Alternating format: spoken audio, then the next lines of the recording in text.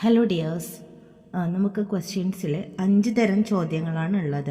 ഒന്ന് listen and do, ഒന്ന് conversation, ഒന്ന് ഡിസ്ക്രിപ്ഷൻ, പിന്നെ matching the pictures, add a line to the song. First question എന്ന് പറയുന്നത് ലിസൺ ആൻഡ് ഡു ആണ്. അപ്പോൾ അതിനകത്ത് listen to the teacher and follow the instructions. നിങ്ങളുടെ ടീച്ചർ നിങ്ങളോട് പല കാര്യങ്ങൾ പറയും, അപ്പോൾ അത് കേൾക്കുക.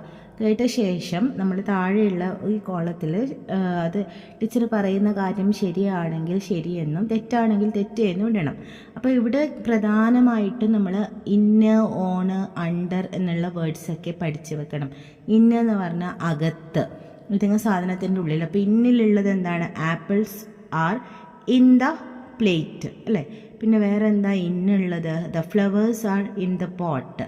അത് നമുക്ക് ഇന്ന് പറയാം. പക്ഷേ ക്യാറ്റ് ഈസ് ഓൺ ദ ടേബിളാണ്, ബുക്സ് ആർ ഓൺ ദ ടേബിളാണ്, കാർ ഈസ് അണ്ടർ ദ ടേബിളാണ്, ക്ലോക്ക് ഈസ് ഓൺ ദ വോളാണ്, ഡോഗ് ഈസ് ഓൺ ദ മാറ്റാണ്.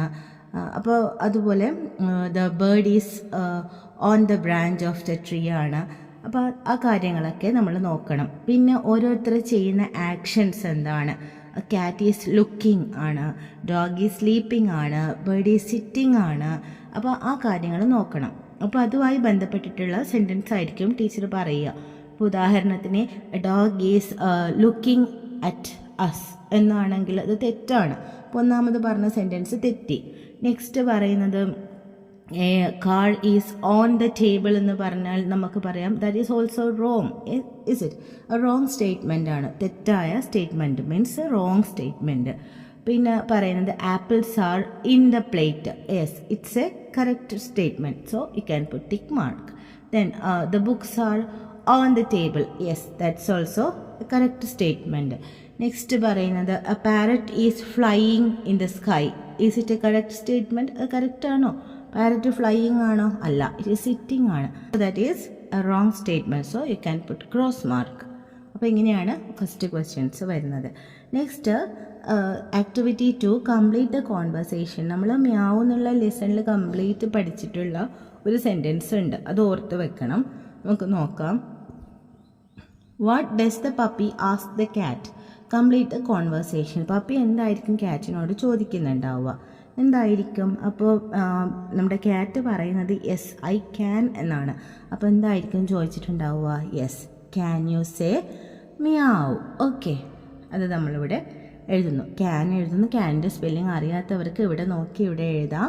പിന്നെ യുവിൻ്റെ സ്പെല്ലിങ് പഠിച്ചിട്ടുണ്ട് നമ്മൾ ഒന്നാമത്തെ ലെസണിൽ തന്നെ. സേ എന്നുള്ളത് നമ്മൾ ഒരുപാട് പ്രാവശ്യം പഠിച്ചതാണ് അല്ലേ. അപ്പോൾ അവിടെ മുഴുക്കെയുള്ള ഒരു ക്വസ്റ്റ്യനാണ്, അതുകൊണ്ട് തന്നെ അതെന്തായാലും നമ്മൾ പഠിച്ചു വെക്കണം. Next description. നമ്മൾ ചെറിയൊരു കുറിപ്പ് എഴുതാൻ പോവുക.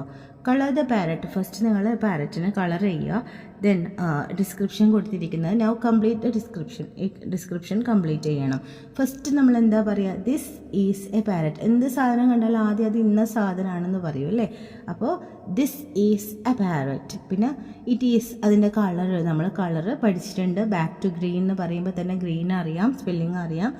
The parrot has 2. എന്തുണ്ട്? പാരറ്റിന് 2 എണ്ണമുള്ള എന്തൊക്കെ സാധനങ്ങളുണ്ട്? കാലുണ്ട്, ചിറകുണ്ട്. അപ്പോൾ നിങ്ങൾക്ക് ലെഗ്സ് എന്ന് എഴുതാം ഓർ വിങ്സ് എന്ന് എഴുതാം. ചിറകുകൾ എന്ന് പറയുമ്പോൾ വിങ്സ്. അപ്പോൾ അവിടെ ഓർമ്മിക്കണം ING ആണ് ഇങ്ങിൻ്റെ സ്പെല്ലിങ്.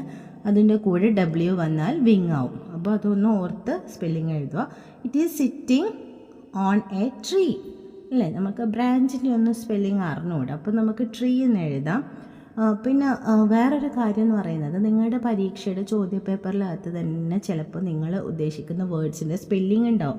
അപ്പോൾ മുഴുക്കെ പേപ്പർ ഒന്ന് മറിച്ച് നോക്കണം. ഏതെങ്കിലും പേജിൽ നിങ്ങൾ ഉദ്ദേശിക്കുന്ന വേർഡിൻ്റെ സ്പെല്ലിംഗ് ഉണ്ടാവാൻ സാധ്യതയുണ്ട്. ഈ ക്വസ്റ്റ്യൻ പേപ്പറിനകത്ത് ട്രീയുടെ സ്പെല്ലിംഗ് ഉണ്ട്, ലാസ്റ്റ് വരുന്നുണ്ട്. ഞാൻ കാണിച്ചു തരാം. ഇവിടെ കണ്ടോ, അണ്ടർ ദ ട്രീ. അപ്പോൾ ട്രീയുടെ സ്പെല്ലിങ് വരുന്നുണ്ട്, ക്യാനിൻ്റെ സ്പെല്ലിങ് വരുന്നുണ്ട്. അതൊക്കെ നമ്മൾ എവിടെയെങ്കിലും ആവശ്യം വരുമ്പോൾ നമ്മൾ ഇങ്ങനെ നോക്കി നമുക്ക് യൂസ് ചെയ്യാം. അറിയില്ലെങ്കിൽ അറിയുന്നവർക്ക് നേരിട്ട് എഴുതാം. Okay, next the parrot can. പാരറ്റിന് എന്ത് ചെയ്യാൻ പറ്റും? ഫ്ലൈ. നമ്മൾ പഠിച്ചിട്ടുണ്ട് അല്ലേ, 3 ലെറ്റേഴ്സ് ഉള്ള ഒരു വേർഡാണ് fly. Next match the pictures with the sentences. ഈ പിക്ചേഴ്സ് അതിൻ്റെ സെൻറ്റൻസിനോട് മാച്ചായിട്ട് വരക്കണം. Draw lines and match the pictures with sentences related to them. അതിന് മാച്ച് ആവുന്ന സെൻറ്റൻസിനോട് നിങ്ങൾ എന്ത് ചെയ്യണം? ലൈൻസ് വരച്ച് യോജിപ്പിക്കണം.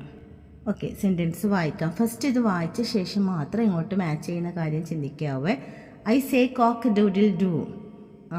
നമുക്കറിയാം ആരാ കോക്ക് ഡൂഡിൽ ഡൂ പറയുന്ന ആൾ. ദെൻ ഐ ക്യാൻ ജമ്പ്, എനിക്ക് ജമ്പ് ചെയ്യാം. ഐ ആം ബ്ലാക്ക്, ഞാൻ കറുത്തിട്ടാണ്. ഐ ആം ഡോഗ്, ഞാനൊരു പട്ടിയാണ്.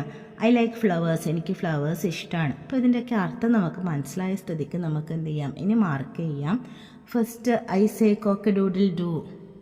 First I say cock doodle doo. Who say this? Yes, rooster. So ഇത് rooster. Next I can jump. Who? A frog. Next I am black, an elephant. I am a dog. Now I like flowers, എനിക്ക് flowers ഇഷ്ടമാണ്. Okay, next add a line to the song. ഈ സോങ്ങിനോട് ഒരു line ചേർത്ത് എഴുതണം. Listen to the teacher and sing after her.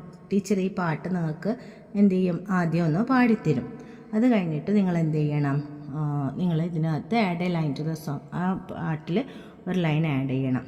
അപ്പോൾ ഇത് hi dear friends, come with me, let us dance under the tree. Next അപ്പോൾ നമുക്ക് എന്താണ് അടുത്തത്? Hi dear friends, come with me. അത് നമ്മൾ കുറച്ച് ആക്ഷൻ വേർഡ്സ് ഞാൻ നേരത്തെ പറഞ്ഞല്ലോ, ലുക്ക്, ഫ്ലൈ, സിറ്റ്, ഇങ്ങനെയുള്ള വേർഡ്സ് പഠിച്ചു വെച്ചാൽ ഇവിടെ നമുക്ക് അവിടെ എന്തും എഴുതാം. ലെറ്റസ് പ്ലേ എഴുതാം, ഡാൻസ് എഴുതാം, ഫ്ലൈ എഴുതാം. ഇതേ പേപ്പറിനകത്ത് നേരത്തെ നമ്മൾ വായിച്ചതിൽ ജമ്പ് ഉണ്ട്. അപ്പോൾ സ്പെല്ലിങ് കറക്റ്റ് അറിയാവുന്നൊരു വേർഡ് ഉണ്ടെങ്കിൽ അതെടുത്ത് ഇവിടെ എഴുതാം, അണ്ടർ ദ ട്രീ. അപ്പോൾ ഇവിടെ ഞാൻ തൽക്കാലം ജമ്പ് എന്നാണ് എഴുതുന്നത്. ഓക്കെ, സോ ഈ രീതിയിൽ നമ്മൾ അപ്പോൾ ഫിനിഷ് ചെയ്യാം. അപ്പോൾ വളരെ സിമ്പിളായിട്ട് നമുക്ക് ഫിനിഷ് ചെയ്യാൻ പറ്റുന്ന ഒരു ക്വസ്റ്റ്യൻ പേപ്പറായിരുന്നു ഇപ്രാവശ്യം വന്നത്. ഓക്കെ, അപ്പോൾ അതേപോലെ മറ്റുള്ള വിഷയങ്ങളുടെ ക്വസ്റ്റ്യൻ പേപ്പേഴ്സിൻ്റെ ഒക്കെ ലിങ്ക് ഞാൻ താഴെ ഡിസ്ക്രിപ്ഷൻ ബോക്സിൽ കൊടുക്കുന്നുണ്ട്. നമുക്ക് ആവശ്യമുള്ളത് നോക്കി പഠിക്കാവുന്നതാണ് കേട്ടോ. See you in the next video. Till then, bye bye and take care.